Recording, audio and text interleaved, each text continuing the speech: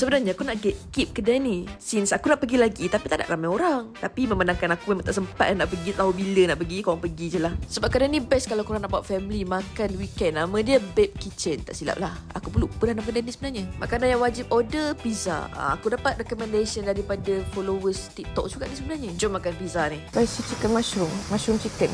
Dia pedas. Ayam dia kuat seketul-ketul. Rasa cheese, ada rasa mushroom, yang rasa pedas. Dan dia pedas sangat lembut. Neapolitan.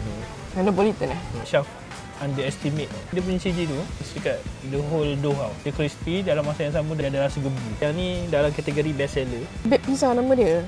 Dough dia lembut betul. Rasa cheesy, masam-masam menas tu. Capsicum dia tebal. Tapi dia tak annoying. Tak suka tebal-tebal. Pizza ni dia bakar pakai kayu api yang sebenar. Kayu api sebenar cara yang pizza baby sebab dia ada nanas.